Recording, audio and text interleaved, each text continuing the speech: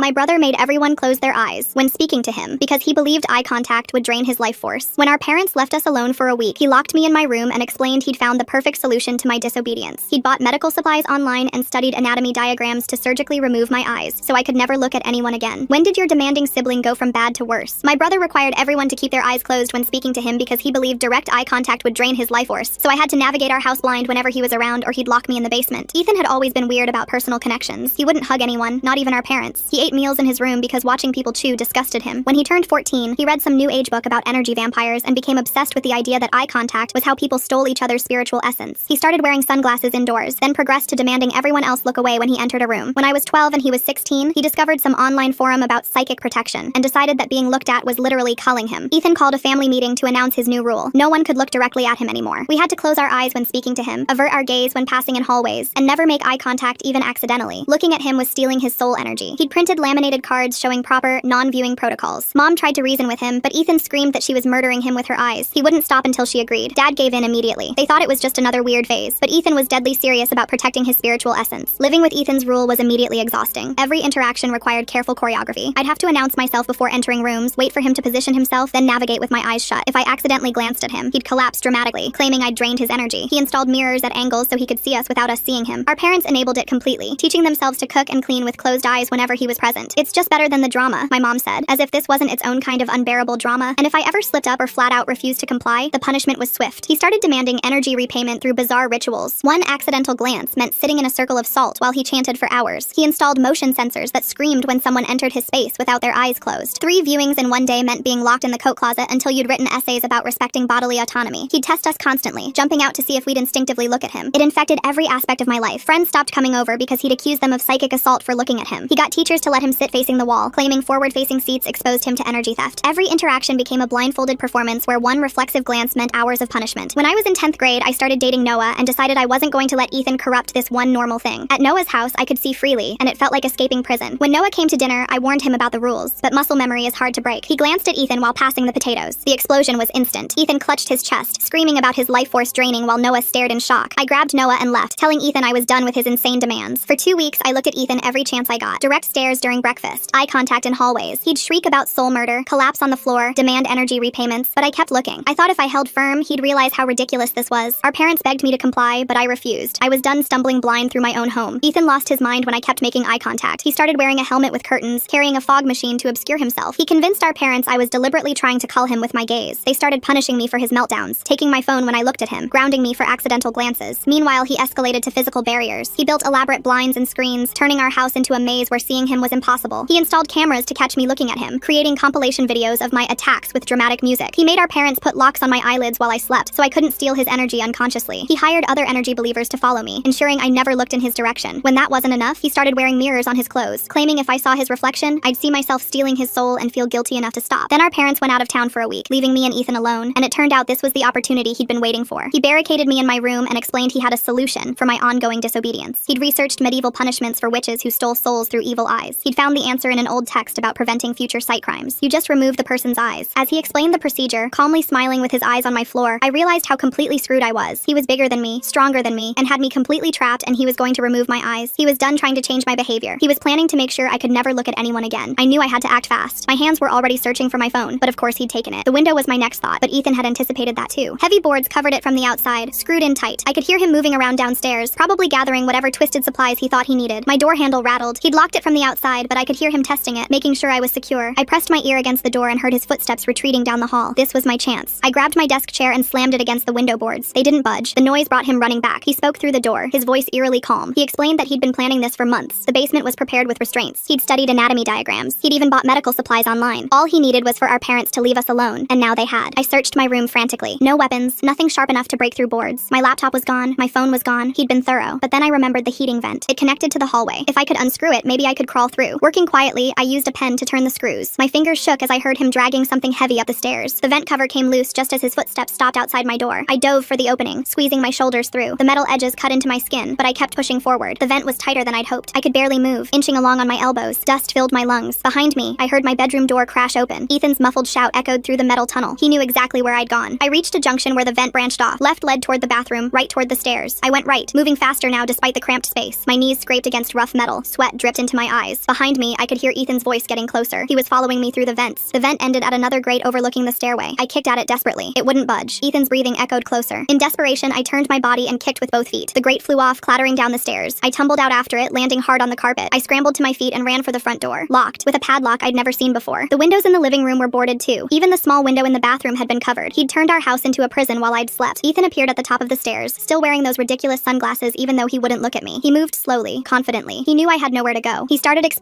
again, as if this was all perfectly reasonable. My defiance had forced his hand. This was the only way to protect his life force permanently. I backed into the kitchen, grabbing a knife from the drawer. My hands shook as I pointed it at him. He actually laughed. He reminded me that violence would only prove I was dangerous. Besides, he was bigger, stronger. We both knew how this would end, but I wasn't planning to fight him. Instead, I turned the knife on myself, pressing it against my wrist. His confident expression faltered. If he came closer, I told him I'd do it. Then he'd have to explain to our parents why I was bleeding out. His whole careful plan would fall apart. He stopped moving, calculating. We stood frozen, him at the kitchen entrance, me backed against the counter. The house felt impossibly quiet. Even the refrigerator's hum seemed muted. Time stretched between us like a taut wire. Finally, he suggested a compromise. If I put down the knife, he'd give me one chance to convince him there was another way. One conversation, with rules. I had to sit in the circle of salt he'd draw. I had to keep my eyes closed the entire time. If I could prove I understood the damage I'd caused, maybe we could find an alternative solution. I knew it was a trap, but what choice did I have? I set the knife on the counter, keeping it within reach. He produced a container of salt from his pocket, already prepared. As he drew the circle on the kitchen floor, I noticed how his hands shook slightly. Despite his calm voice, he was nervous too. I wonder what really made Ethan snap into believing eye contact could drain his life force. There's something oddly specific about how he progressed from just being antisocial to creating this whole elaborate system with laminated cards and motion sensors and salt circles. I sat in the circle, closing my eyes as instructed. He positioned himself across from me, just outside the salt barrier. Then he began his interrogation. Did I understand that eye contact was a form of assault? Did I comprehend how much pain I'd caused him? Could I grasp the concept of consensual energy exchange? I played along, giving him the answers he wanted. Yes, I understood. Yes, I was sorry. Yes, I would respect his boundaries. But he wasn't satisfied. He could tell I was lying, just saying what he wanted to hear. He needed genuine understanding, genuine remorse. Otherwise, the original plan would proceed. That's when I realized something crucial. All his power came from his delusions. If I could twist those delusions, use them against him, maybe I could turn the tables. I kept my eyes closed, but changed my approach. Instead of apologizing, I started talking about my own energy, how his constant surveillance and punishments had drained me, how his fear had created a psychic vacuum that was culling my spirit. He went quiet. This wasn't the script he'd expected. I continued, building on his own logic. Every time he punished me, he was stealing my life force. Every locked door, every forced blindfold, every circle of salt, they all siphoned my energy to feed his paranoia. He wasn't protecting himself. He was the real energy vampire. His breathing changed. I could hear him shifting uncomfortably. I pressed on, describing how weak I felt, how his rules had dimmed my inner light. I talked about the friends I'd lost, the normal life he'd stolen. I painted myself as the victim of his psychic attacks, using all his own terminology against him. When I finally stopped talking, the kitchen was silent. Then I heard something unexpected. He was crying, quiet, confused sobs. The possibility that he might be the monster in his own mythology had shattered something inside him, but I couldn't celebrate yet. A confused Ethan might be even more dangerous than a confident one. I stayed perfectly still in the salt circle, eyes closed, waiting. His crying gradually stopped. When he spoke again, his voice was different, uncertain. He asked if I really felt drained, if his protections had actually hurt me. The foundation of his worldview was cracking, but I had to be careful not to push too hard too fast. I told him we were both victims of the energy imbalance in our house. Neither of us was safe. The only solution was to create proper boundaries that protected both our life forces. Physical distance, separate spaces, mutual respect for each other's energy fields. I was speaking his language now, and he was listening. He agreed to think about it. But first, I had to prove my commitment to energy balance. I had to stay in the salt circle with my eyes closed for 1 hour while he meditated on the situation. If I opened my eyes even once, the original plan was back on. I agreed, knowing I had no choice. That hour felt like a lifetime. I heard him moving around the kitchen, then throughout the house. Doors opened and closed. Objects scraped across floors. A few times I sensed him standing right in front of me, testing whether I'd peek, but I kept my eyes squeezed shut, playing his game. When the hour ended, he told me to open my eyes. He was wearing a new contraption, a helmet with mirrors angled in every direction. If I looked at him now, I'd only see myself reflected infinitely. It was his compromise. I could keep my eyes, but I'd never see him directly again. I agreed enthusiastically, praising his creative solution. Inside, I was already planning. Our parents would be home in 5 days. I just had to survive until then, playing along with whatever new rules he invented. Then I could tell them everything. Show them the boarded windows, the locks, his plan to blind me. They'd have to see how dangerous he'd become, but Ethan wasn't done. The mirror helmet was just the beginning. Over the next few hours, he outlined an entire new system of coexistence. The house would be divided into zones. We'd have scheduled movement times. Communication would happen through written notes, never face-to-face. He'd already started installing cameras to monitor compliance. I agreed to everything, still playing the reformed energy thief. He seemed satisfied with my cooperation, but I could see the doubt lingering. He assigned me to the guest room, saying my old room was contaminated with hostile energy. The guest room windows were boarded too, but at least I wasn't locked in. That night, I lay awake planning. 5 days. I had 5 days to either escape or survive until our parents returned. The house was a fortress, but every fortress had weaknesses. I just had to find them while maintaining my act. One slip, one sign that I wasn't truly converted to his energy beliefs, and he'd returned to his original plan. The first test of our new arrangement came at dawn. Ethan's elaborate alarm system woke me. A series of chimes indicating my designated movement window had begun. I had exactly 15 minutes to use the bathroom and return to my room before his own schedule started. I stumbled through the hallway, keeping my eyes downcast as instructed, following the tape lines he'd laid out overnight to to mark approved pathways. The bathroom revealed more of his preparations. He'd covered every reflective surface with paper, eliminating any chance I might accidentally see him in a mirror. A timer sat on the counter, already counting down my remaining minutes. I noticed he'd removed all the cleaning supplies, probably worried I'd use them as weapons. Even the toilet brush was gone. Back in the guest room, I found a tray of food outside my door. Dry cereal, a banana, a bottle of water. Everything pre-packaged, nothing that required cooking or could be turned into a weapon. I ate mechanically while studying the room more carefully in daylight. The boards on the windows were secured from outside with long screws. The closet had been emptied except for a few changes of clothes he'd selected for me. No belts, no scarves, nothing with strings or cords. A notebook lay on the nightstand with detailed instructions for our new communication system. I was to write any requests or needs and slip them under the door during designated times. He would respond the same way. Direct interaction would be limited to one supervised meeting per day, always with me in a salt circle and my eyes closed. The schedule showed my next movement window wasn't for 3 hours. I spent those hours testing every possible escape route. The heating vent in this room was too small to crawl through. The door hinges were on the outside, impossible to remove. I tried prying at the window boards with my fingernails, accomplishing nothing but bloody cuticles. The walls were solid plaster, no hollow spots where I might break through to another room. When my next movement window arrived, I ventured to the kitchen for lunch supplies. Ethan had reorganized everything. Sharp objects were locked away. The gas to the stove was shut off. Even the refrigerator had a padlock, with only certain shelves accessible during my time slots. I grabbed what I could and noticed something interesting. He'd installed a baby monitor on the counter, probably to listen for any escape attempts. That afternoon, I had my mandatory meeting with Ethan. I sat in the salt circle while he interrogated me about my energy levels, my understanding of psychic boundaries, my commitment to our new system. I gave him what he wanted, describing how much better I felt now that we'd established proper protections. I even suggested some improvements to his system, playing the eager convert. He seemed pleased but remained cautious. He informed me that he'd been documenting everything, creating a record of my previous attacks on his life force. If I ever tried to tell anyone about our arrangement, he had proof that I was the aggressor, the one who'd repeatedly violated his boundaries despite clear requests to stop. The videos, the written warnings, even signed statements from our parents acknowledging his condition and my refusal to respect it. I maintained my facade of understanding and agreement while my mind raced. He was right. To any outsider, his documentation would make me look like the unreasonable one, a sister who couldn't follow simple rules to accommodate her brother's needs. The boarded windows could be explained as necessary protection, the locks as reasonable precautions. I needed something more concrete if I wanted anyone to believe the truth. That evening, I discovered he'd modified the plumbing. The guest bathroom now only had cold water, and the shower shut off automatically after 3 minutes. Another energy-saving measure, he explained through a written note. Hot water was a luxury that interfered with proper psychic shielding. I shivered through my brief shower, adding it to my growing list of grievances. The second day brought new challenges. Ethan had apparently spent the night creating an elaborate testing system. He left various objects around the house during my movement windows, checking later to see if I'd touched them. Some were obvious traps, mirrors positioned to catch my reflection if I looked up. Others were more subtle, important items like my school notebooks placed just outside my approved pathways. I navigated carefully, touching nothing unnecessary. But during my afternoon kitchen visit, I made a crucial discovery. Behind the baby monitor, barely visible, was a small key. Not for any of the main locks, too small for that. I palmed it quickly, my heart racing as I finished gathering food. Back in my room, I examined it carefully. It looked like a diary key, or maybe for a small lockbox. That night's mandatory meeting was more intense. Ethan had prepared a presentation about energy vampirism throughout history. He showed me printouts from his online forums, testimonials from others who'd suffered from psychic attacks, mirror helmets and movement schedules. Ethan's turning their home into the world's weirdest reality show where nobody wins and everyone needs therapy. This kid's got more rules than a board game nobody wants to play. He required me to read certain passages aloud, testing my commitment to understanding his worldview. I played along, asking questions that showed engagement while secretly memorizing every detail of his delusions. He revealed more about his plans for our future. Once our parents returned, he intended to present them with a formal contract. The house would be permanently divided. I would attend school online to minimize my exposure to others who might teach me predatory viewing habits. He'd already researched legal precedents for restraining orders based on psychic assault. If I didn't comply, he'd pursue official channels. I expressed concern about our parents' reaction, but he assured me they'd understand once they saw how much calmer he was with proper protections in place. He'd even prepared a demonstration, showing how his vital signs improved when I followed the rules, versus when I deliberately looked at him. He had charts, graphs, medical documentation from sympathetic alternative healers. His delusion was becoming a comprehensive system. The third day, I found what the key unlocked. During my morning bathroom window, I noticed a small lockbox tucked behind the toilet tank. Inside were more disturbing finds. Printed emails between Ethan and various online communities, discussions about permanent solutions for energy vampires, links to medical supply websites where he'd purchased equipment. Most terrifying was a detailed timeline showing how long he'd been planning this week alone with me. I photographed everything with an old digital camera I found in the box, apparently forgotten from before he'd confiscated all devices. The battery was nearly dead, but I managed to document the most damning evidence. I hid the camera in my pillowcase, knowing I'd need to be extremely careful about when and how I used it. That afternoon, Ethan introduced a new element to our arrangement. He'd acquired some kind of electromagnetic field detector, convinced it could measure energy theft. During our meeting, he waved it around me, claiming he could see my aura's aggressive tendencies. When I suggested he scan himself for comparison, he became agitated. The device clearly showed abnormal readings around him too, but he insisted that was just his natural psychic shielding. I began incorporating this into my strategy. If he believed in electromagnetic fields, I could use that. I started asking about ways to cleanse my energy, to purify my aura. He eagerly provided information about grounding techniques, crystal healing, sage smudging. I took detailed notes, planning how to turn each belief against him. The fourth day brought a crisis. During my morning movement window, I discovered Ethan had been in my room overnight. Items were slightly displaced, and I found new locks installed on the closet and dresser drawers. A note explained he'd detected aggressive energy building up in my space and had to take take precautions. My hidden camera was still safe, but barely. More concerning was what I found in the kitchen. Medical supplies laid out on the counter. Bandages, antiseptic, even surgical tools still in sterile packaging. He'd left them during my window, clearly wanting me to see them. A reminder of his original plan, a threat that our current arrangement was conditional on my continued cooperation. I maintained my act during that day's meeting, but added a new element. I told him I'd been having dreams about energy transfer, visions of how our psychic connection worked. I described seeing threads of light between us, how his fear created dark tangles that trapped both our energies. He was fascinated, taking extensive notes as I spun an elaborate fantasy based on his own beliefs. This gave me an opening to suggest a cleansing ritual, something to reset our energy patterns and establish healthier boundaries. He was intrigued but suspicious. I insisted it would only work if we both participated fully, if we both truly wanted healing. I could see him wrestling with the idea, his paranoia battling against his desperate need to believe his worldview had solutions. That night, I prepared carefully. Using information from his own sources, I created an elaborate ritual design. Salt circles, candle positions, crystal arrangements, all drawn from the websites he'd shown me. But I added my own elements, psychological triggers I'd observed over the years, colors that had always agitated him, symbols that resembled things from his nightmares, patterns designed to create subtle discomfort. The fifth morning arrived with tension thick in the air. Our parents would return tomorrow evening. Ethan's behavior had become increasingly erratic, alternating between confidence in our new system and paranoia that I was planning something. He'd started leaving rambling notes about energy patterns he'd observed, complex theories about how my compliance might itself be a form of psychic attack. During my movement window, I found he'd completely rearranged the kitchen again. Everything was now organized by what he called energetic frequency. Foods were grouped by color and vibrational properties. He'd even created a chart showing which combinations would strengthen or weaken psychic shields. His delusion was expanding, becoming more elaborate by the hour. I used this to my advantage during our afternoon meeting. I praised his organizational system, suggesting we apply similar principles throughout the house. What if we created energy maps for each room? What if we could identify the exact spots where psychic vampirism was most likely to occur? He loved the idea, spending hours drawing elaborate floor plans marked with danger zones and safe passages. While he was distracted by his mapping project, I made my final preparations. I gathered the materials for my proposed cleansing ritual, carefully selecting items I knew would push his psychological buttons. I practiced my performance, the words I'd use to guide him through the process. Everything had to be perfect. This was my only chance. That evening, I proposed we perform the ritual tonight. I argued that our parents' return would disrupt the energy patterns we'd established. If we wanted to maintain our progress, we needed to solidify our psychic boundaries before they arrived. Ethan was hesitant, but I could see his curiosity winning over his caution. I spent hours setting up the ritual space in the living room, following his supervision while subtly incorporating my own elements. He insisted on checking everything against his sources, but I'd done my homework. Every detail could be justified by something from his beloved forums or books. He found no fault with my preparations, though I could see his unease growing. As midnight approached, we took our positions. I sat in my designated circle, eyes closed as always. Ethan stood in his own protected space, surrounded by mirrors and crystals. I began the ritual, speaking in the calm, hypnotic tone I'd practiced. I guided him through visualizations of energy flowing between us, describing how we could untangle the dark knots of fear and suspicion. I felt him relaxing, drawn into the narrative I was weaving. This was his language, his belief system, but I was using it to lead him somewhere new. I described how his protective barriers had become a prison, trapping his own energy as much as blocking others. I painted a picture of freedom through trust, of power through connection rather than isolation. The crucial moment came when I suggested we needed to make eye contact to complete the ritual. Just once, with proper preparation and protection, to reset our entire energetic relationship. I felt his whole body tense. This was the ultimate test of whether I'd gained any real influence over his thinking. I continued talking, weaving together every piece of his mythology into a coherent argument for why this was necessary. I referenced specific posts from his forums, quoted his favorite energy healers, used every bit of terminology I'd absorbed. I promised that after this one moment of connection, I would never need to look at him again. Our energies would be properly balanced forever. The room fell silent except for our breathing. I kept my eyes closed, waiting. If he refused, I'd have to try another approach. But if he agreed, even for a moment, it might be enough to break through his delusion, or at least to document that he was capable of choosing to make eye contact, undermining his claims of life-threatening violation. Finally, I heard him shift position. He was considering it. I added one more element, suggesting we could use his electromagnetic field detector to monitor the energy exchange in real time. He could see for himself whether eye contact truly drained him, or if proper preparation made it safe. Science and mysticism combined, exactly the kind of thing he found irresistible. More silence. Then, incredibly, he agreed, but with conditions. Multiple protective circles, specific crystals positioned between us, and the session would last exactly 3 seconds. He spent another hour adding safeguards to my ritual setup, creating an elaborate fortress of protections around himself. As we prepared for the moment of connection, I felt my heart racing. This could go wrong in so many ways. He might panic and attack. He might have a complete breakdown, or nothing might change at all. But I had to try something, and this seemed like my best chance to either break his delusion or at least gain some psychological advantage. We synchronized our breathing as I'd suggested, creating what he believed was energetic harmony. I counted down slowly, building the anticipation. On 3, we would open our eyes simultaneously, look at each other for exactly 3 seconds, then close them again. I made sure the digital camera was positioned where it would capture the moment, hidden among the ritual supplies. The countdown finished. I opened my eyes. For the first time in years, I looked directly at my brother as he looked back at me. These ritual supplies and electromagnetic detectors make me wonder what Ethan really believes versus what he's using to control his sister. The surgical tools on the counter feel like such a calculated threat, not the action of someone truly lost in delusion. His eyes were wide with terror behind his protective goggles, but he held my gaze. 1 second, 2 seconds, 3 seconds. We both closed our eyes as agreed. Ethan immediately began hyperventilating, convinced he was dying. I stayed calm, guiding him through the sensations, reframing them as energy rebalancing rather than drainage. I described how I could see his aura strengthening, his natural shields adapting to healthy connection. Slowly, his breathing normalized. When he finally finally spoke, his voice was shaky, but amazed. He hadn't died. The protective measures had worked. Maybe, just maybe, there was a way to coexist without complete isolation. I carefully reinforced this new belief, praising his strength and wisdom in finding a solution. Inside, I felt a spark of hope. The crack in his delusion was widening. We spent the rest of the night discussing what this meant for our future arrangement. Ethan was still convinced that unprotected eye contact was dangerous, but now believed that proper precautions could allow for limited interaction. He started redesigning his system, incorporating scheduled eye contact sessions with elaborate safeguards. By dawn, he was exhausted but exhilarated. He discovered a new aspect of his condition, a way to manage it that didn't require complete isolation. I supported every wild theory, every elaborate protection scheme, knowing that each compromise weakened his absolute control. He was so focused on refining his new understanding that he forgot to lock me in that morning. I used the freedom carefully, not wanting to trigger his paranoia. I prepared breakfast for both of us, following all his dietary restrictions, but presenting it as a celebration of our breakthrough. He ate in the same room as me for the first time in years, though still wearing his mirrored helmet as a precaution. As our parents' return approached, Ethan's mood swung between excitement and anxiety. He wanted to share his discovery with them, to show how much progress we'd made, but he also feared they wouldn't understand the delicate balance we'd achieved. I volunteered to help him prepare a presentation, knowing this would give me influence over how the story was told. We spent the day creating charts and diagrams explaining our new system. I made sure to include subtle elements that would concern our parents, references to the medical supplies and restraints he'd prepared, mentions of the initial plan he'd abandoned thanks to our breakthrough. Ethan was too caught up in his enthusiasm to notice how damning some of the details were. As evening approached, we heard our parents' car in the driveway. Ethan panicked, suddenly unsure if he was ready. I assured him that everything would be fine, that they'd be proud of how we'd worked together to find a solution. I positioned myself carefully, ready to either support his presentation or expose the full truth, depending on how our parents reacted. The front door opened, and I heard Mom calling our names. Ethan looked at me, terror and hope warring in his expression behind his protective goggles. This was the moment that would determine everything. I gave him an encouraging nod, then walked with him toward the living room, ready for whatever came next. Our parents stood frozen in the doorway, taking in the bizarre scene. The boarded windows, the elaborate ritual setup still scattered across the floor, Ethan in his mirrored helmet, me emerging from what was clearly a controlled environment. Their expressions shifted from confusion to alarm as they began to process what they were seeing. Mom dropped her purse, keys clattering across the floor. Dad's mouth opened and closed without sound. I watched their faces cycle through emotions as they took in the boarded windows, the ritual circles drawn in salt, the mirrors positioned at strange angles throughout the room. Ethan shifted nervously beside me, his mirrored helmet catching the overhead light. Before anyone could speak, I moved quickly to the coffee table where Ethan had laid out his presentation materials. I grabbed the stack of papers and thrust them into Mom's hands. She fumbled with them, still too shocked to process what she was holding. Dad stepped forward, reaching for the light switch, illuminating more of the chaos. Ethan immediately retreated to his designated safe zone, a corner fortified with crystals and protective symbols. His hands shook as he adjusted his helmet, ensuring no direct line of sight existed between him and our parents. I watched him struggle with whether to explain or flee. Mom finally focused on the papers in her hands. Her face paled as she read Ethan's detailed documentation of my psychic attacks, complete with timestamps and elaborate theories about energy drainage. But I'd made sure to include other documents too. The medical supply receipts, the emails about permanent solutions for energy vampires, the timeline showing how long he'd been planning this week. Dad moved toward the boarded windows, running his hands along the boards. He tested their strength, then turned to examine the locks on the doors. His expression hardened as he began to understand the full scope of what had happened. He pulled out his phone, and I saw Ethan tense. I quickly explained that calling anyone would make things worse. I described how Ethan had created extensive documentation painting me as the aggressor, how any outside intervention would be twisted through his lens of psychic persecution, how we needed to handle this as a family first. Ethan began rocking in his corner, overwhelmed by the sudden intrusion into his carefully controlled environment. He started muttering about energy contamination, about how our parents' presence was disrupting the delicate balance we'd achieved. His breathing became rapid and shallow. Mom set down the papers and approached Ethan slowly, keeping her eyes averted as she'd learned to do. She spoke softly, asking if he was okay, if he needed anything, but her voice trembled with barely contained emotion. Dad stayed by the windows, methodically checking every board, every lock, cataloging the transformation of our home. I retrieved the hidden camera from where I'd stashed it during our ritual preparation. The battery had died, but I'd managed to document enough. I handed it to Dad, explaining what he'd find on it. His jaw clenched as he pocketed the device. Ethan noticed the exchange and began shouting about betrayal, about how I'd violated the sacred trust of our energy work. He accused me of planning this ambush, of using our parents as weapons against him. His agitation escalated rapidly, and he began pulling at his helmet straps. Mom tried to calm him, but her own composure was cracking. She kept glancing at the medical supplies still visible on the kitchen counter, at the restraints Ethan had mentioned in his documentation. The reality of what could have happened was sinking in. Dad finished his inspection and returned to the living room. He positioned himself between Ethan and me, a protective stance I hadn't seen since we were children. He began asking questions, his voice carefully controlled. When had this started? How long had I been locked in? What exactly had Ethan planned? I answered as factually as possible, describing the escalation from the eye contact rules to the imprisonment, the threats, the plan to blind me. I showed them my wrists, still marked from the restraints I'd worn during some of Ethan's energy repayment sessions. Mom gasped, reaching for me, but I stepped back. We weren't done yet. Ethan exploded at my accusations, insisting everything had been consensual, that I'd agreed to the new system. He frantically grabbed his charts and diagrams, trying to show our parents how the energy protection protocols worked. He explained his discovery about controlled eye contact, how we'd made breakthrough progress, but his explanations only made things worse. The more he talked about psychic vampirism and energy theft, the more our parents' faces reflected their growing horror. Dad pulled out his phone again, this time with determination. Ethan saw and panicked, knocking over his crystal arrangement as he lurched toward Dad. I intercepted him, using the de-escalation techniques I'd learned over the past week. I guided him back to his safe zone, speaking in the calm tone that worked best. I reminded him about his breathing exercises, about grounding his energy, energy. Slowly, his panic subsided into confused distress. Mom had found more of Ethan's documentation, including his plans for after their return, the contracts he'd prepared, the legal research about restraining orders, the proposals for permanently dividing the house. She sank onto the couch, overwhelmed by the magnitude of what she was reading. Dad made several phone calls, speaking quietly but urgently. I heard him mention psychiatric evaluation, emergency intervention, immediate assessment. Ethan heard too and began building a barrier around himself using furniture and his protective materials. He announced he was sealing his energy field against all intrusions. The next hours blurred together in a chaos of activity. Dad worked to remove the boards from windows while Mom tried to keep Ethan calm. I stayed in the middle, translating between Ethan's energy language and our parents' desperate attempts to understand. Every interaction required careful navigation of his delusions. Ethan's resistance intensified as he realized our parents weren't accepting his worldview. He accused them of being corrupted by my influence, of choosing to murder him rather than respect his boundaries. He threatened to report them for elder abuse, even though he wasn't elderly, because denying his energy needs was a form of violence. When the first responders arrived, Ethan barricaded himself more thoroughly. He prepared for this possibility, creating what he called an energy fortress. The professionals who came were experienced with mental health crises, approaching slowly and speaking calmly. Ethan's energy fortress meets the real world, and suddenly his crystal collection looks less like protection and more like evidence. Nothing says family reunion quite like explaining why the living room has been turned into a supernatural panic room with mood lighting, but Ethan saw them as agents of psychic warfare. I provided crucial translation, explaining Ethan's belief system to the responders. I told them about the eye contact rules, the energy vampire mythology, the elaborate protections he built. They listened carefully, adjusting their approach based on the information. One of them had dealt with similar delusions before. The negotiation took hours. Ethan refused to leave his fortress, convinced that stepping outside his protections would mean instant death from energy drainage. The responders patiently worked to find compromises, ways to maintain his sense of safety while getting him the help he needed. Finally, they agreed to let Ethan wear his mirrored helmet during transport. He could bring certain protective crystals. They would minimize direct eye contact. These concessions felt absurd, but they were necessary to avoid a violent confrontation that would only reinforce his persecution beliefs. Mom rode with Ethan in the emergency vehicle while Dad and I followed in the car. The house felt strange without Ethan's presence, like waking from a long, disturbing dream. Dad gripped the steering wheel tightly, processing everything that had happened. Neither of us spoke during the drive. At the psychiatric facility, Ethan was admitted for evaluation. The intake process was challenging, with Ethan insisting on various protections and accommodations, but the staff was professional and patient, clearly experienced with delusional patients. They assured us he would be safe and properly assessed. The doctor who spoke with us afterward was direct but compassionate. Ethan appeared to be experiencing a severe delusional disorder, possibly with underlying conditions that had gone undiagnosed. The belief system about energy vampires had given structure to deeper anxieties and fears. Treatment would be complex and lengthy. Mom broke down completely then, sobbing about how she'd enabled him, how she'd thought it was just harmless eccentricity. Dad held her, his own eyes wet. I sat apart, feeling strangely numb. The past week had exhausted every emotional reserve I had. We spent hours providing information for Ethan's treatment team, his history of isolation, the progression of his beliefs, the escalation to violence. I showed them the photos from the hidden camera, the documentation of his plans. Every detail might help them understand and treat him. As we left the facility, I looked back at the building where Ethan would stay. For the first time in years, I could walk with my eyes open, seeing everything clearly. The morning sun felt warm on my face. I didn't have to navigate blind anymore. The drive home was silent, but it was a different kind of silence than before. Not the tense quiet of managing Ethan's rules, but the exhausted peace that comes after a storm finally passes. Thanks for letting me wonder alongside you. It's been genuinely interesting sharing all these thoughts together. Until we meet again, subscribe for more content like this.